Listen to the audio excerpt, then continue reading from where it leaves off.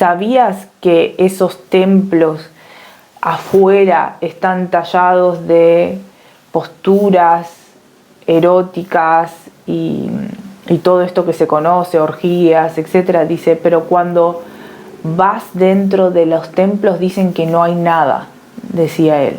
Adentro no hay nada. Se dice que a los tántricos se los hacían, a los discípulos tántricos se los hacían meditar probablemente días o meses o años, y recién cuando estaban preparados y ya su mente no estaba cargado con estos apegos, ¿sí?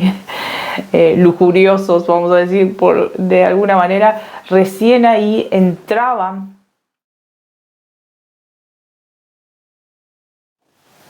Hola, amantes del Tantra. Hoy quisiera compartir lo que fue mi experiencia cuando fui a Khajuraho. Hemos estado hablando de Khajuraho y quería compartir cuál era mi experiencia al haber estado ahí. Por empezar, fui hace muchos años, ¿sí? Más o menos 15 años atrás. Me fue muy difícil encontrar un buen maestro tantra y me moría por ir al origen, como que simplemente escuché la llamada, esa llamada del corazón que te dice que tienes que ir a tal lugar. Necesitaba encontrar la raíz, el origen de lo que había sido el Tantra.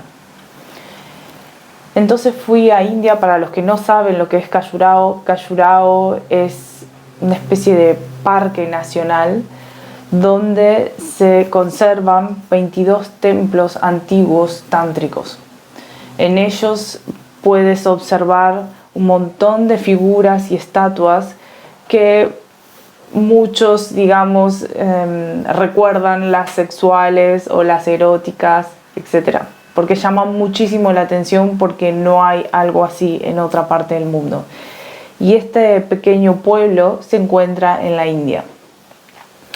Entonces, como decía antes, yo quería ir a India y tenía este profundo llamado de ir a Khajuraho. Para ir a Khajuraho te tienes que desviar un poco del camino tradicional, no es tan fácil llegar, al menos no por tierra. Y llegamos ahí e inmediatamente la energía era diferente. De por sí nosotros habíamos recorrido, varias ciudades del norte, y en la India apenas llegas es como muchísimo lío, demasiado sonidos, bocinas, y también yo había tenido unas experiencias que la verdad que no eran lindas ni gratas en ese momento, ni en ningún momento tampoco, no eran gratas, y llegar ahí fue como cierto parate, como cierta paz, como sentir algo diferente. Se sentía tranquilidad, nada del otro mundo, pero sí una energía sutil que para cualquiera que sea sensible lo podría sentir. Era diferente, completamente diferente a todos los lugares donde había estado. Es un pueblo sencillo. Ahí pude conocer diferentes personajes, ¿no? Cuando uno está de viaje se te presentan diferentes personas de diferentes lugares, en diferentes situaciones. No todas fueron luminosas, pero recuerdo que conocimos un monje, creo que era tailandés, quizá me equivoque, que estaba recorriendo el mundo y que estaba transmitiendo su sabiduría. Se notaba que el monje había sido iluminado, pero era un monje que te daba muchísima ternura, era a veces gracioso, tierno, no sé cómo explicarlo. Y en un momento estábamos compartiendo sabidurías y conocimientos. Eso es lo lindo a veces de viajar, cuando te encuentras con gente linda y sabia. Y recuerdo que nos hizo un baile. Estábamos en un local donde vendían telas hindúes que venían de Cachemira, o es lo que recuerdo. Y en ese mismo local que estaba dentro del hotel. Ya el hotel era como había cierta paz, era diferente a todo lo que veníamos recorriendo. Y el monje empezó a hacer esta danza o este baile, estos movimientos que eran un poco extraños, un poco graciosos, también encerraban cierta energía y sabiduría, una mezcla en un momento muy lindo de compartir lo que cada uno tiene para ofrecer. Era como una muestra, una ofrenda. Y yo le había contado que era profesora de Kung Fu, que hacía muchos años que venía entrenando. Y entonces me pidió, obviamente, él había hecho su ofrecimiento y entonces yo me puse, en modo ofrenda, me puse a hacer una danza de Kung Fu. La danza de Kung Fu, por lo menos del Kung Fu que yo aprendí, son hermosas y muy poderosas porque te personificás una vez que las aprendés y tenés cierta maestría en la danza. La misma danza tiene cierta energía de poder y de energía, no sé cómo explicarlo, es algo físico y a la vez es místico. Y creo que si no recuerdo mal, porque fue hace muchos años, la danza era de un animal específico, creo que era la danza de pantera. Y la verdad que ese momento fue como muy lindo, muy hermoso poder intercambiar conocimientos en forma de movimientos con otra persona. Al otro día fuimos a este parque nacional. Este parque nacional está como cercado, donde se encuentran todos estos templos. Y hoy en día por lo que sé, quedan 22 templos, pero se dice que había muchísimos más. Y hay otro sector que también fuimos, donde ya eran más como ruinas, es decir, eran los templos, pero mucho más antiguos, más primitivos, y a la vez no quedaba mucho de ellos, pero se notaba que era la misma simbología, se notaba que provenían del mismo lugar o de la misma intención, pero también se notaba que era mucho más primitivo, que era anterior. Y en este parque nacional, como si no lo conoces, para que te hagas una idea, está lleno de pasto, de arbolitos, o sea, en el medio hay mucha naturaleza también, y cuando entras se siente como mucho silencio, y se erigen un montón de estos templos ahí. Recuerdo que antes de salir de viaje, yo le había dicho a mi tío es mi padrino, y mi padrino en muchísimas formas siempre me ha iniciado en el conocimiento, desde que yo era muy chiquita. En esa época, por lo menos no en mi entorno y no en mi país, digamos, no era común que alguien meditara o que supiera las enseñanzas de Buda. Y mi tío meditaba desde entonces y yo me quedaba horas hablando con él, siempre, incluso de grande, siempre se siente como que está un pasito antes que yo, por lo menos en lo que tiene que ver de estar al tanto de determinados conocimientos que tienen que ver con la sabiduría. Y en ese momento él me había dicho, antes de salir, me dijo: ¿sabías que esos templos afuera están tallados de posturas eróticas y todo esto que se conoce, orgías, etcétera? Dice, pero cuando vas dentro de los templos dicen que no hay nada, decía él, adentro no hay nada. Se dice que a los tántricos a los discípulos tántricos se los hacía meditar probablemente días o meses o años, no sé, la sabiduría antigua lleva tiempo y tiene su esquema, y meditaban durante mucho tiempo sobre esas estatuas donde hay figuras de guerras y figuras de eróticas y, como decía, posturas sexuales, un montón de cosas. Y recién cuando estaban preparados y ya su mente no estaba cargado con estos apegos, ¿sí?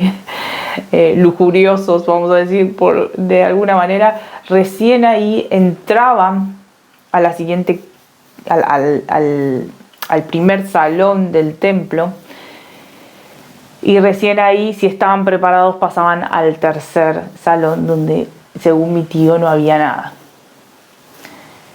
Intrigada por esto, yo le digo, no, la verdad que no tenía idea, simplemente tenía yo simplemente, muy simple, o sea, tenía este llamado por ir a Khajuraho, por ir a los orígenes del Tantra, por ser iniciada de alguna manera a la raíz de la cuestión. Y no tenía conocimiento para nada, ni histórico, ni nada sobre estos templos.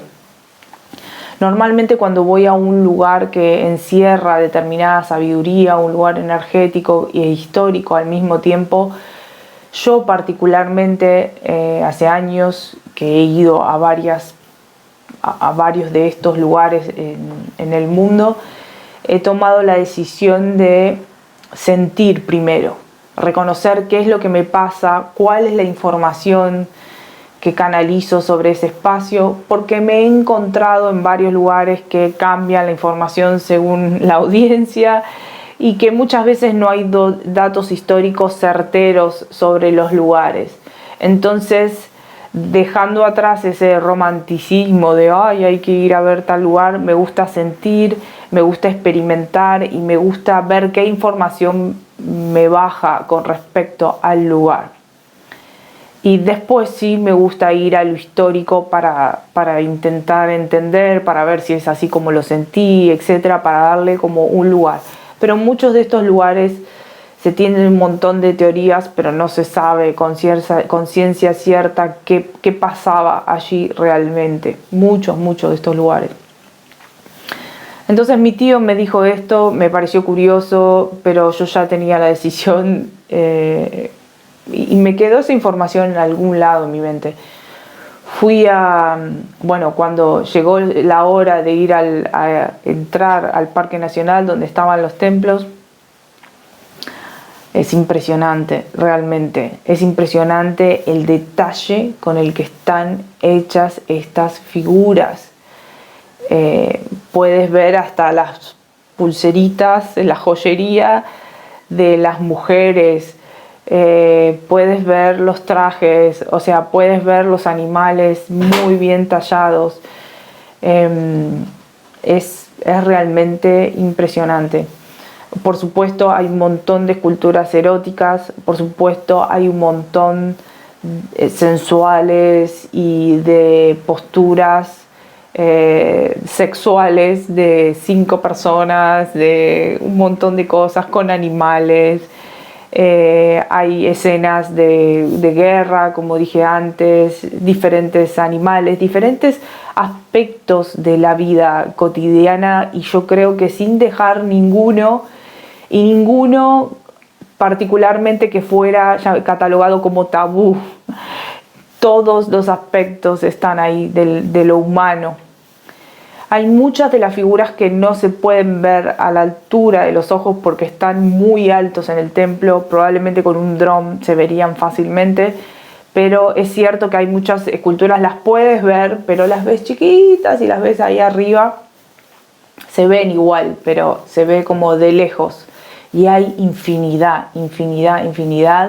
de esculturas y talladas en la piedra, y con una precisión y con un detalle que te podrías quedar ahí meditando horas o días realmente.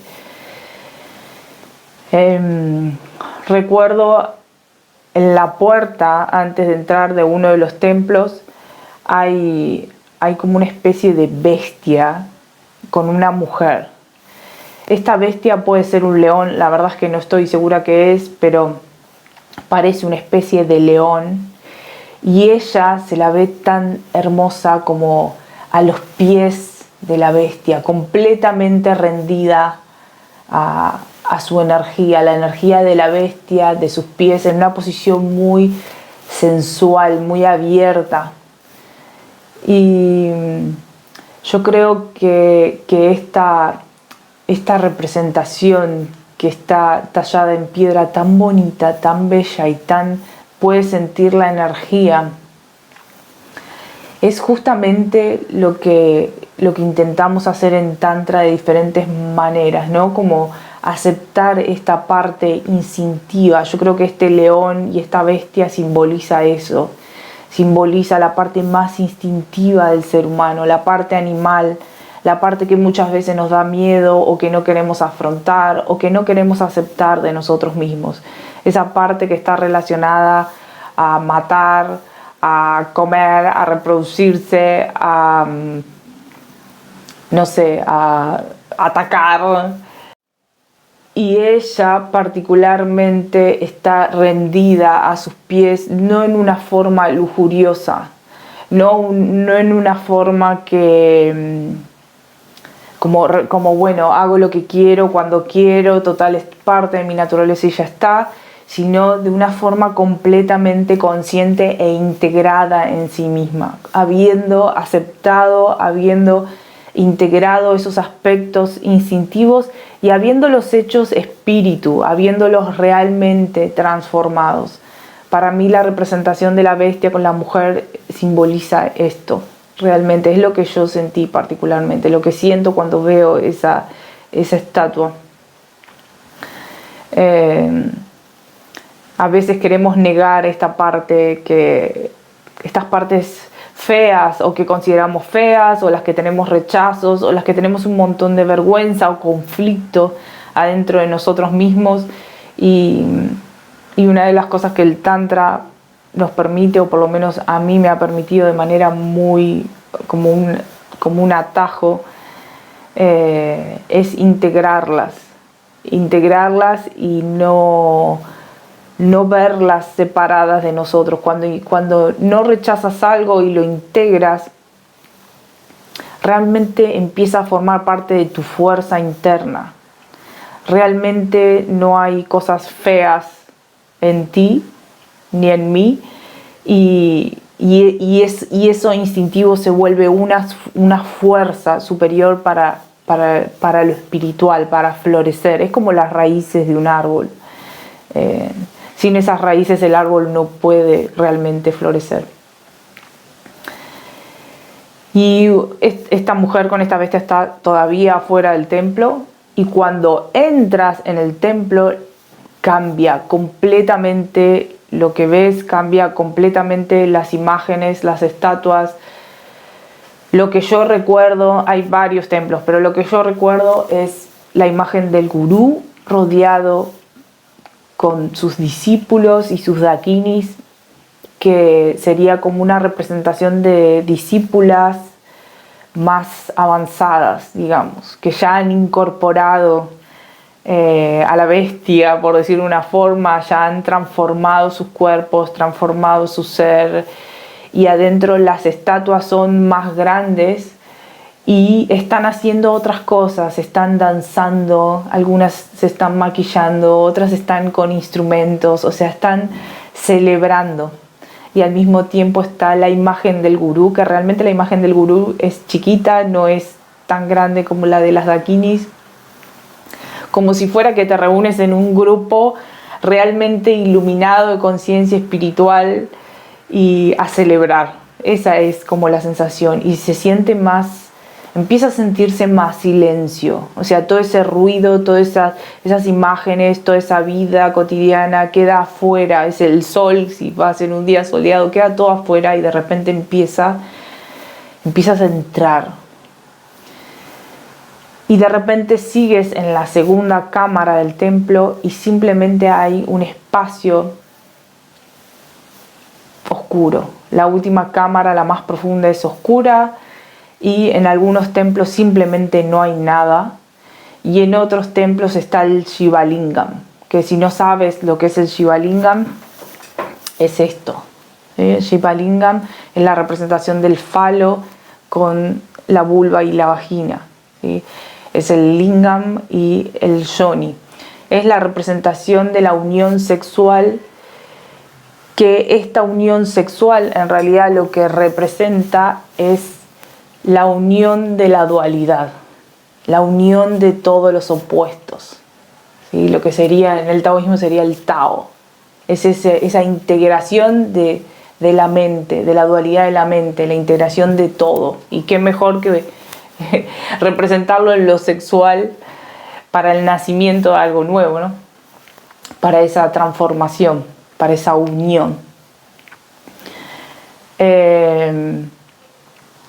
Simplemente adentro sientes como esa cosa de silencio absoluto. Parece que está como construido también de manera arquitectónica a propósito para que realmente cuando entres a la cámara más profunda, no recuerdo que hubiera puertas específicamente, pero se siente como ese silencio, esa ausencia, esa nada, esa absolutamente nada.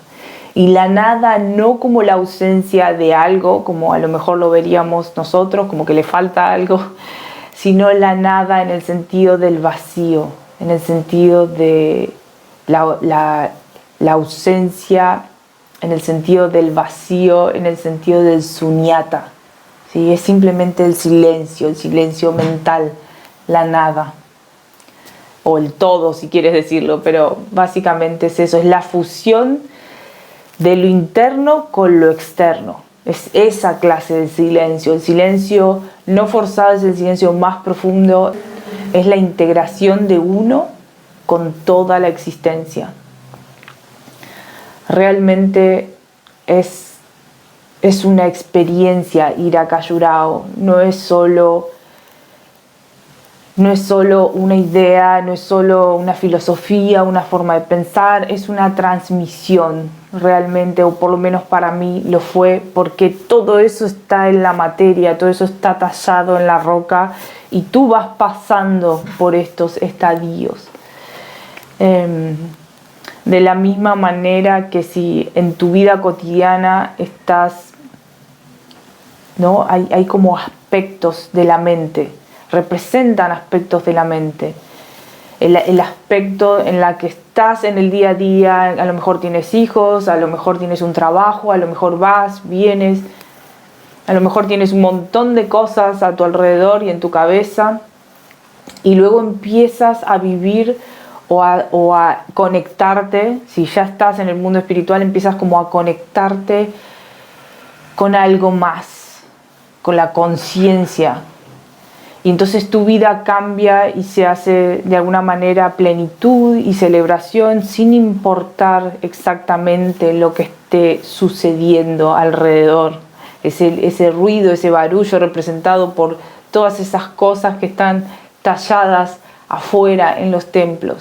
Luego pasas a ese otro nivel donde conectas todo con todo, donde tú te sientes conectado y consciente. Y luego queda un tercer nivel en el que simplemente te fusionas con toda la existencia y realmente puedes encontrar nada. Algunos le llaman luz, algunos le llaman amor, otros simplemente fusión o silencio. Pero es un silencio no forzado, es un silencio que te expande, que te fusiona, donde no sientes la separación de ti mismo con todo lo que te rodea.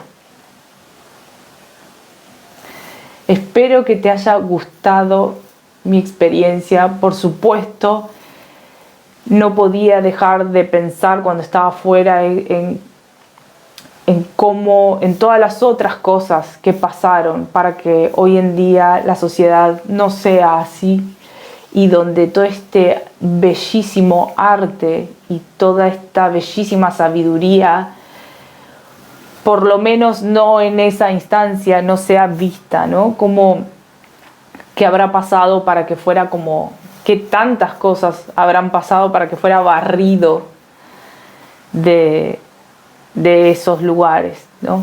Cosas atroces, cosas horribles, pero bueno, sin importar eso, nosotros podemos tomar la sabiduría de Khajuraho, estos tres niveles de ir desde lo superficial de la vida cotidiana, de lo que nos está pasando, de lo que nos estamos moviendo, de lo que deseamos, etcétera, de lo que se mueve a nuestro alrededor, y de ir a lo profundo, primero a lo consciente y luego al silencio absoluto que por supuesto que está adentro nuestro.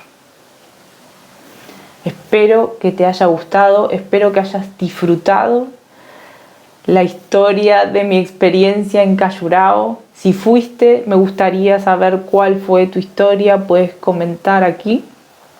Y si no fuiste y tienes ganas de ir, puedes también contármelo después. Te agradezco por haber escuchado de corazón, transmití esto desde el corazón.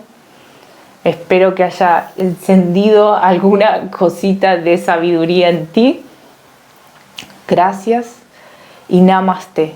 Namaste significa la maestra que está en mí saluda al maestro que está en ti. Gracias y Namaste.